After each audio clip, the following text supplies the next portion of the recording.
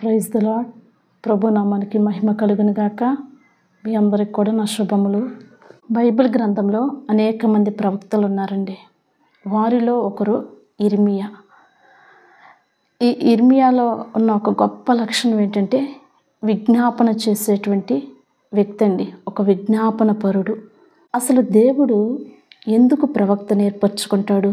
ప్రవక్తని ఏర్పరచుకోవడానికి గల ఉద్దేశం ఏమిటి అనగా, దేవుడు ఏదైనా ఒక వర్తమానం అనగా ఏదైనా ఒక సందేశం, ఒక సమాచారం ప్రజలకు తెలియజేయాలి అనుకున్నప్పుడు ప్రజలకు దేవునికి మధ్యవర్తిగా దేవుడు ఒక వ్యక్తిని ఏర్పరచుకుంటాడు.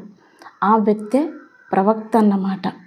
అంటే దేవుడు ప్రజలతో మాట్లాడాలనుకున్నప్పుడు డైరెక్ట్గా ప్రజలతో మాట్లాడకుండా ఒక మధ్యవర్తిని ఏర్పరచుకుని ఇటువరకు కాలంలో రాజులను కావచ్చు, ప్రజలను కావచ్చు, వాళ్ళతో మాట్లాడడానికి దేవుడు ఒక వ్యక్తిని మధ్యవర్తిగా ఏర్పరచుకున్నాడు. అలా ఏర్పరచుకున్న వారిలో ఈ యొక్క ప్రవక్త ఇర్మియా కూడా ఒకరన్నమాట. ఇర్మియా కాలంలో ఉన్నటువంటి రాజులు ఎవరంటే యెహోయాకీను, సిద్కీను. అంటే ఇశ్రాయేలు ప్రాంతమే 2 పార్ట్స్గా డివైడ్ అయిపోయి ఉంది. ఒక పార్ట్ని యెహోయాకీను, ఇంకొక భాగాన్ని సిద్కియా రాజు. వీళ్ళిద్దరూ పరిపాలిస్తున్నారు. వీళ్ళిద్దరూ పరిపాలిస్తున్నటువంటి సమయంలో ప్రజల యొక్క ప్రవర్తన అనేది దేవునికి బహు అసహ్యకరంగా ఉందండి. అందుకనే దేవుడు వాళ్ళని సరిచేసుకోమని, వారిని హెచ్చరించడానికి దేవుడు ఇర్మియాని నిలబెట్టుకున్నాడు, ఇర్మియాని ఏర్పరచుకున్నాడు. ప్రజల యొక్క ప్రవర్తన అనేది మంచిగా ఉన్నప్పుడు దేవుని దగ్గర నుండి వచ్చేటువంటి వాక్కు, సమాచారం మంచిగా ఉంటుంది. ప్రజల యొక్క ప్రవర్తన దేవునికి అవిధేయకరంగా ఉన్నప్పుడు దేవుని దగ్గర నుండి వచ్చేటువంటి వాక్కు, సమాచారం అనేది చాలా కఠినంగా ఉంటుందండి. అంటే వాళ్ళ యొక్క అవిధేయత ఎంత అధికంగా ఉంటే దేవుని దగ్గర నుండి వచ్చేటువంటి హెచ్చరిక కూడా అంత అధికంగా ఉంటుందన్నమాట. ఇర్మియాకి దేవుడు ఏ సమాచారం అయితే ఇచ్చాడో ఆ సమాచారాన్ని ప్రజలను పరిపాలిస్తున్న రాజులకు అందజేశాడు. ఇర్మియా కాలంలో దేవుడు చాలా బాధపడ్డాడండి. ఎంతగా బాధపడ్డాడంటే, లోబడనొల్లని ప్రజలు, వీరిని బట్టి నేను చాటున ఏడ్చేదను అని ఒక చోటన ఉంటుందండి ఇర్మియా గ్రంథంలోని. అంటే వాళ్ళు చేసినటువంటి పాపమును బట్టి, వాళ్ళ యొక్క అవిధేయతను బట్టి, వాళ్ళ యొక్క అతిక్రమాన్ని బట్టి దేవుని యొక్క హృదయం అనేది చాలా గాయపరచబడింది అన్నమాట. అయినప్పటికీ కూడా దేవుడు ఇర్మియాని నిలబెట్టి, మీరు వీటిని విడిచిపెట్టండి, వీటిని విడిచిపెడితే గనక నేను వాత్సల్యత కలిగిన దేవుడును కాబట్టి తప్పకుండా నేను మిమ్మల్ని రక్షించుకుంటాను, శత్రువు నుంచి మిమ్మల్ని కాపాడుకుంటాను అని అనేక మార్లు ఇర్మియా ద్వారా దేవుడు వాళ్ళతో మాట్లాడడం జరిగింది. ఎన్నిసార్లు దేవుడు మాట్లాడినప్పటికీ వారి యొక్క పరిస్థితి ఎలా ఉందంటే, ప్రజలు దేవునికి లోబడనల్లనంతగా అంత అవిధేయతలోనికి వెళ్ళిపోయారు. ఇశ్రాయేలు ప్రజలు ఐగుప్తుల బానిసలుగా ఉన్నప్పుడు దేవుడు వారి యొక్క బానిసత్వం నుంచి విడిపించి 40 సంవత్సరాలు వారిని పోషించి, వారిని సంరక్షించి, వారికి కావాల్సిందంతా కూడా దేవుడు వారికి అనుగ్రహిస్తూ 40 సంవత్సరాలు వాళ్ళకి తోడయ్యుండి, వారిని దేవుడు ఏ దేశానికైతే తీసుకుని వెళ్తానని వాగ్దానం చేశాడో ఆ వాగ్దానానికి దేవుడు తీసుకుని వచ్చాడు. తీసుకుని వచ్చిన తర్వాత ఈ ప్రజలు దేవుణ్ణి మరిచిపోయారండి. ఇర్మియా గ్రంథం 2వ అధ్యాయంలో ఉంటుంది, నా ప్రజలు నన్ను మరిచిపోయారు, వారు చేసినటువంటి మేలులు మరిచిపోయారు అని ఉంటుంది. ఇశ్రాయేలు ప్రజలు దేవుని హృదయాన్ని ఎంతగా గాయపరిచారంటే, నా ప్రజలు లెక్కలేనన్ని దినములు నన్ను మరిచి ఉన్నారు అని ఉంటుంది. ఒక చోటన నా ప్రజలు నన్ను విసర్జించారు అని ఉంటుంది. ఇంకొక చోటన జీవజలపు ఓటనైన నన్ను విడిచిపెట్టి ఉన్నారు. నన్ను విడిచిపెట్టి అంటే జీవజలపు ఓట అయిన నన్ను విడిచిపెట్టి వ్యర్థమైన వాటిని, నిష్ప్రయోజనమైన వాటిని అనుసరిస్తున్నారు అనేక మారులు వారితో మాట్లాడినప్పటికీ కూడా నా ప్రజలు నా మాట విననల్లని స్థితిలో ఉన్నారు. వారి అవిధేయతను బట్టి నేను ఎంతగానో బాధపడుతున్నాను. వారు లోబడనొల్లని స్వభావాన్ని బట్టి నేను ఎంతగానో బాధపడుతున్నానని అనేక మారులు ఇర్మియాని నిలబెట్టి ఇర్మియా ద్వారా దేవుడు ప్రజలతో మాట్లాడడం జరిగిందండి. ఎన్నిసార్లు మాట్లాడినప్పటికీ ప్రజలు దేవుని యొక్క హృదయాన్ని గ్రహించలేని స్థితిలో ఉన్నారు. ప్రజలు దేవుని యొక్క మనస్సును, ఆయన యొక్క ఉద్దేశాన్ని గ్రహించకుండా దేవునికి ఇంకా ఇంకా అవిధేయతగానే జీవిస్తూ ఇర్మియా కాలంలో దేవునికి బహు కోపం తెప్పించేటువంటి స్థితిలో ప్రజలు జీవిస్తూ ఉన్నారు. దేవుడే వారి గురించి చెప్పాడు, వీరు లోబడనొల్లని ప్రజలు అని. అయితే ఇటువంటి లోబడనొల్లని ప్రజల కొరకు విజ్ఞాపన చేయడానికి నడుము కట్టుకున్నాడు ఇర్మియా.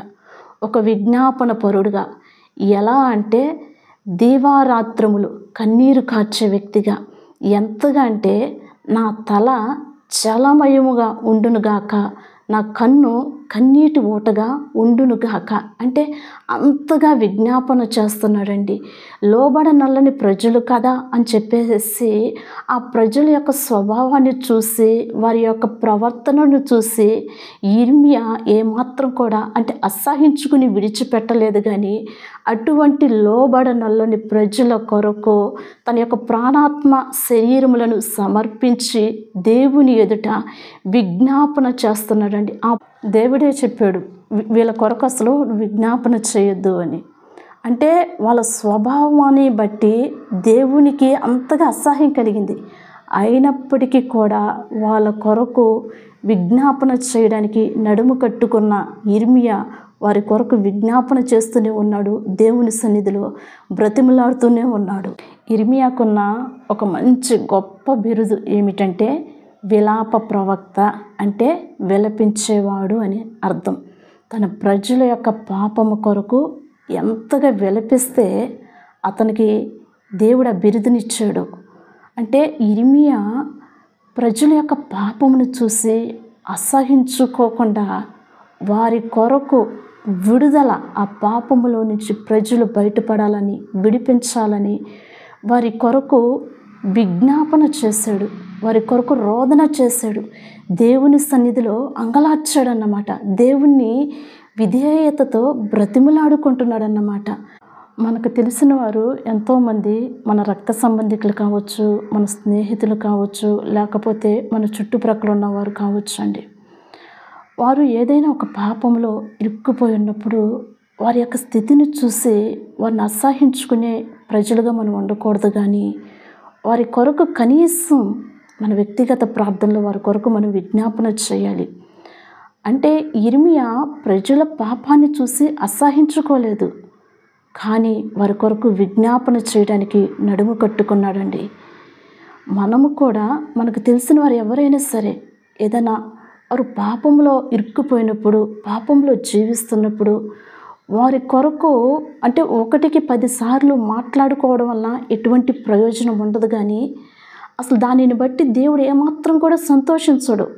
వ్యర్థముగా మనం ఒక్క మాట మాట్లాడినా సరే దానిని బట్టి దేవుడు సంతోషించడు.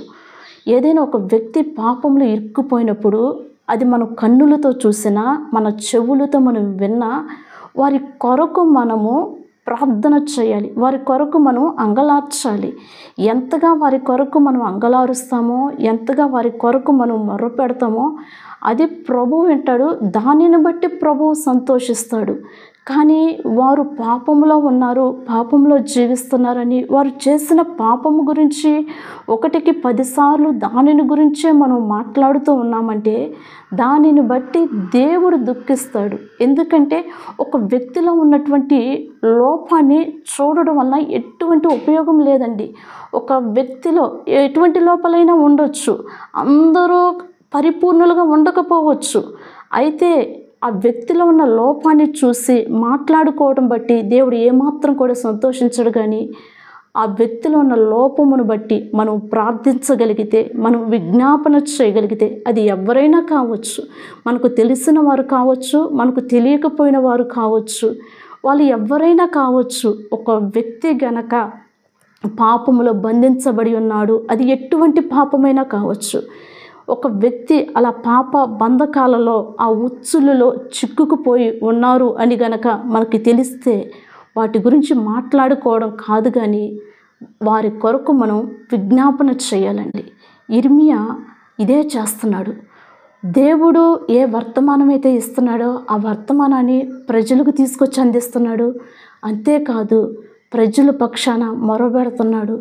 దేవుని సన్నిధిలో ప్రజల పక్షాన ఆ ప్రజలు చేసినటువంటి దోషాన్ని దేవుని సన్నిధిలో సముఖంలో ఉండి ఆయన మొరపెడుతున్నాడు. అంటే దేవుని యొక్క ఉగ్రత అనేది ప్రజల మీదకి రాకుండా ఆ ఉగ్రత నుంచి తప్పించబడాలని చెప్పేసి ఇర్మియా దేవుని సన్నిధిలో దేవునికి మొరపెడుతున్నాడండి. మోషే కూడా ఒక సందర్భంలో ఇశ్రాయేలు ప్రజల గురించి దేవునితో అంటాడు, జీవగ్రంథంలో నా పేరైనా తీసివేయి, కానీ ఈ ప్రజల మీదకి నీ ఉగ్రత మాత్రం రానివద్దు అంటాడు. అంటే దేవుని యొక్క ఉగ్రతను ప్రజల మీదకి రాకుండా మోషే అడ్డుపడ్డాడండి. అనేక మారులు మోషే కూడా ఇశ్రాయేలు ప్రజల గురించి ఎంతగానో విజ్ఞాపన చేశాడు. అనేక మారులు వాళ్ళ విషయంలో విజ్ఞాపన చేయబట్టే దేవుడు వారికి సహాయం చేశాడు. అనేక మారులు వాళ్ళకి మరి నీటి కొరత ఏర్పడినప్పుడు కావచ్చు, ఏదన్నా ఒక ఆహార కొరత ఏర్పడినప్పుడు కావచ్చు, అనేక మార్లు ఇశ్రాయేలు ప్రజల కొరకు మోషే విజ్ఞాపన చేశాడు. తన యొక్క సహోదరి మిరియాము కూడా తన ఎడల అపరాధం, అంటే తన ఎడల ఒక నోటి మాట ద్వారా అపరాధముగా మాట్లాడినప్పుడు ఆమె యొక్క శుద్ధీకరణ కొరకు కూడా మోషే ప్రార్థన చేశాడు. అంటే తనలో ఉన్న లోపాన్ని ఎత్తి చూపలేదు, కానీ మోషే తన పక్షమై విజ్ఞాపన చేశాడు. ఆ ఇశ్రాయేలు ప్రజలు అనేక మారులు తనని మాటల చేత గాయపరిచినప్పటికీ కూడా వారి కొరకు మోషే ఎన్నోసార్లు విజ్ఞాపన చేశాడన్నమాట. దానియేలు కూడా మనం చూసినట్లయితే దానియేలు కూడా తను మంచిగానే ఉన్నాడు, తను పరిశుద్ధంగానే జీవిస్తున్నాడు, దేవునితో మంచి సహవాసం కలిగి ఉన్నాడు, యథార్థంగా బ్రతుకుతున్నాడు, తన క్వాలిటీస్ అన్నీ మంచిగానే ఉన్నాయి. కానీ దానియేలు ప్రజల పక్షమున ప్రజలు చేసినటువంటి దోషాన్ని తన దోషంగా ఎంచమని ప్రజల పక్షమున మొరపెడుతున్నాడు, ప్రజల పక్షమున విజ్ఞాపన చేస్తున్నాడు. అంటే దానియేలు కూడా ప్రజలలో ఉన్నటువంటి ఆ దోషాన్ని చూసి, లోపాన్ని చూసి, ఆ లోపమును గూర్చి మాట్లాడే వ్యక్తిగా లేడు, కానీ ప్రజల పక్షమున విజ్ఞాపన చేసే వ్యక్తిగా ఉన్నాడు. నెహెమ్యా కూడా మనం చూసినట్లయితే పట్టణ యొక్క ప్రాకారాలు పడద్రోయబడినవని వార్త విన్నప్పుడు నెహెమ్యా కూడా ఆ పట్టణ యొక్క ప్రాకారాలు కట్టబడాలని చెప్పేసేసి విజ్ఞాపన చేస్తున్నాడు. అంటే తను మంచిగానే ఉండొచ్చు, తన స్వభావం, తను మంచిగా ఫైనాన్షియల్గా అంత బాగానే ఉంది నెహెమ్యా, అయితే తన ప్రజల క్షేమము కొరకు విజ్ఞాపన చేస్తున్నాడండి. ఇర్మియా మంచి ప్రార్థనాపరుడు, మోషే మంచి ప్రార్థనాపరుడు, దానియేలు మంచి ప్రార్థనాపరుడు. వీళ్ళు మంచి విజ్ఞాపన పరులు అన్నమాట. విజ్ఞాపన పరుల్లో ఉండేటువంటి మంచి లక్షణం ఏంటంటే ఇతరులలో ఉండేటువంటి లోపమును ఎంచక, అంటే ఇతరులో ఉన్నటువంటి పాపమును వెదకక, పాపములో బంధించబడిన ప్రజల యొక్క రక్షణ కొరకు దేవుని సన్నిధిలో అంగలార్చేవారు విజ్ఞాపన పరులండి. 1 తిమోతి 2వ అధ్యాయంలో ఉంటుంది, మనం మనుషులందరి కొరకు ప్రార్థన చేయాలి, రాజుల కొరకు, అధికారుల కొరకు, అందరి కొరకు విజ్ఞాపన చేయాలండి. ఇది దేవుడు మన నుండి కోరుకుంటుంది, విజ్ఞాపన చేయడం. దేవుని యొక్క వాక్యం సెలవిస్తుంది, అగ్ని కొలిమిలో నుండి లాగినట్లుగా ఒకని లాగుడి అని ఉంటుంది. అంటే ఎవరైతే ఈ పాపంలో పడిపోయి దేవునికి దూరం అయిపోయి ఉంటున్నారో అటువంటి వారందరినీ కూడా విజ్ఞాపన ద్వారా మరలా ఆ పాపంలో నుంచి వారిని విడిపించి మరలా దేవుని యొద్దకు వారిని మనం చేర్చవచ్చండి. అగ్ని కొలిమిలో నుండి ఒకని లాగునట్లుగా బయటకు లాగుడి అని ఉంది దేవుని వాక్యం. అంటే ఎవరైతే ప్రజలు పాపంలో చిక్కుకుపోయి ఉన్నారో ఆ చిక్కుకుపోయినటువంటి ప్రజలను విజ్ఞాపన ద్వారా వారిని మనము బయటికి తీయవచ్చు. కాబట్టి ఈ మాటలు వింటున్నటువంటి మనము ఇతరుల యొక్క పాపములను చూసి దానిని అసహించుకుంటూ దాని గురించి పదే పదే మాట్లాడుకుంటూ అటువంటి స్వభావాన్ని మనం కలిగి ఉండక వారి కొరకు విజ్ఞాపన చేసేటువంటి బిడ్డలుగా ఉందుముగాక, వారి కొరకు రోదన చేసే బిడ్డలుగా ఉందుముగాక. ఎందుకంటే యేసయ్య యొక్క మనసు ఏంటంటే వ్యభిచారంతో పట్టబడిన స్త్రీని చూసినప్పుడు ఆమెని అసహించుకోవాలా, సమరయ స్త్రీని చూసినప్పుడు ఆమెని అసహించుకోవాలా. ఒక వ్యభిచారంతో పట్టబడిన స్త్రీని దేవుడు ఏమని సంబోధించాడు? అమ్మా అని సంబోధించాడు. అంటే ఆమెని చూసి అసహించుకోవాలా, సమరయ స్త్రీని కూడా చూసి దేవుడు అసహించుకోవాలా. సమరయ స్త్రీతో ఇంకా దేవుని ఎలా ఆరాధించాలి అనే విషయాలు కూడా ఆమెతో మాట్లాడాడు. అంటే వారి పాపంలో ఉన్నారని తెలుసు, పాపంలో జీవిస్తున్నారని తెలుసు, కానీ అటువంటి ప్రజలను అసహించుకోలేదు. కానీ వారిని ఆ పాపంలో నుంచి బయటకు లాగడం దేవుడు మనకు ఇక్కడే నేర్పిస్తున్నాడు. వ్యభిచారంతో పట్టబడిన స్త్రీ కావచ్చు, సమరయ స్త్రీ కావచ్చు అండి, వారు పాపంలో జీవిస్తున్నారు కదా అని చెప్పేసి దేవుడు వారిని అసహించుకోలేదు. కానీ దేవుడు వారికి కృపనిచ్చాడు. ఎంత కృప అంటే వారి పాపములో నుంచి, అంటే అగ్ని కొలిమిలో నుంచి వారిని బయటికి తీసాడండి. ఒక వ్యక్తి పాపంలో బంధించబడి ఆ పాపంలో బంధించబడి ఉండగా మరణిస్తే గనక ఖచ్చితంగా ఆ వ్యక్తి నరకానికి వెళ్ళిపోతాడండి. కాబట్టి ఏదైనా ఒక వ్యక్తి మన కళ్ళ ఎదుట పాపంలో బంధించబడి ఉంటే గనక ఆ వ్యక్తి కొరకు కన్నీరు కరుద్దాం, ఆ వ్యక్తి కొరకు మొరపెడదాం, ఆ వ్యక్తి కొరకు విజ్ఞాపన చేద్దాం. ఇది యేసయ్య మనస్సు. సమరయ స్త్రీని చూసి, వ్యభిచారంతో పట్టబడిన స్త్రీని చూసి వారి పాపాన్ని ఎత్తి చూపలేదు. కానీ వారిలో మారు మనసు కలగడానికి దేవుడు ప్రయత్నించారు. వారిలో మారు మనసు కలిగింది. వారు ఆ పాపము నుంచి విడిపించబడ్డారు. అంతేకాకుండా సమరయ స్త్రీ చూసినట్లయితే ఇంకా అనేక మందికి స్వార్థ ప్రకటించే స్త్రీగా మార్చబడిందన్నమాట. అక్కడ ఆ సమరయ స్త్రీని దేవుడు అసహించుకున్నట్లయితే ఆ గ్రామం రక్షించబడేదా? ఆ సమరయ స్త్రీని అసహించుకోలేదు కాబట్టే, దేవుడు ఆమెను అసహించుకోలేదు కాబట్టే ఆమె ద్వారా ఆ గ్రామం అంతా కూడా ఆమె చెప్పిన స్వార్థ ద్వారా రక్షించబడింది. యేసయ్యలో ఉన్న గొప్ప లక్షణం ఏంటంటే పాపాన్ని అసహించుకుంటాడండి, కానీ పాపిని కాదు. ఒక వ్యక్తి పాపంలో పడిపోతే ఆ పాపిగా ఉన్న వ్యక్తిని కాదు, ఆ వ్యక్తి చేస్తున్నటువంటి పాపాన్ని అన్నమాట. అంటే మనము పాపాన్ని అసహించుకోవాలి, కానీ పాపంలో ఉన్నటువంటి ప్రజలను కాదన్నమాట. మరి వారి కొరకు మనం ఏం చేయాలంటే వారి యొక్క విడుదల కొరకు, వారు రక్షణ కొరకు మనం విజ్ఞాపన చేయాలి. ఇది మన బాధ్యత. ప్రభువుని తెలుసుకున్నాక ఇది మన బాధ్యత. కాబట్టి మన కన్నుల ఎదుట ఎవరైనా సరే అటువంటి పాపంలో ఉన్నప్పుడు వారి కొరకు విజ్ఞాపన చేద్దాం, వారి కొరకు అంగలారుద్దాం. ఇతరుల కొరకు విజ్ఞాపన చేస్తే మాకేంటి ప్రయోజనం అని అనుకుంటారేమో. దేవుని వాక్యం సెలవిస్తుంది, గిన్నెడు సన్నీళ్ళు ఇస్తేనే దాని యొక్క ప్రతిఫలం ఉంటుందంట. మరి అటువంటిది దేవుని యొక్క రాజ్య విస్తరణ కొరకు అనేక ఆత్మల రక్షణ పొందాలని, ప్రజలు పాపం నుంచి విడిపించబడాలని విజ్ఞాపన చేసినప్పుడు దాని యొక్క ప్రతిఫలం ఖచ్చితంగా పరలోకంలో ఉంటుంది.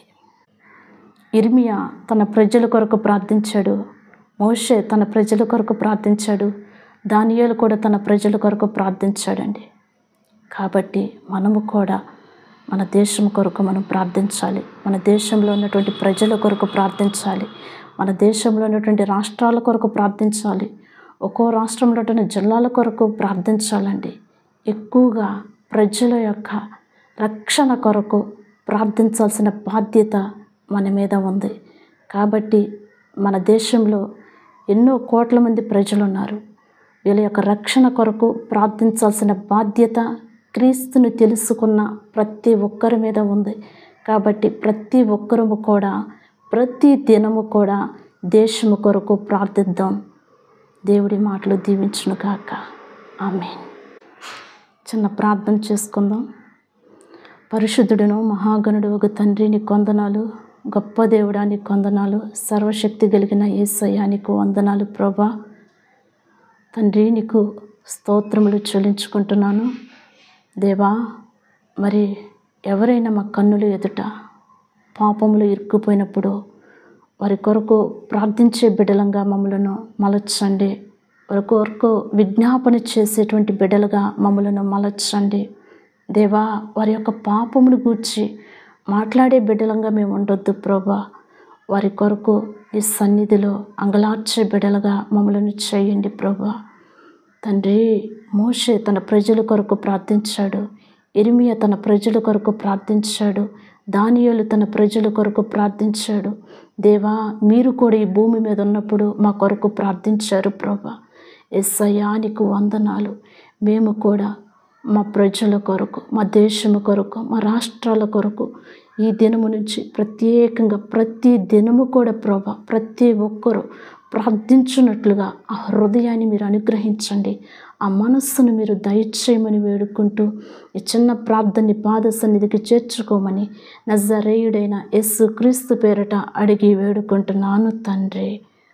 ఆమేన్. Praise the lord.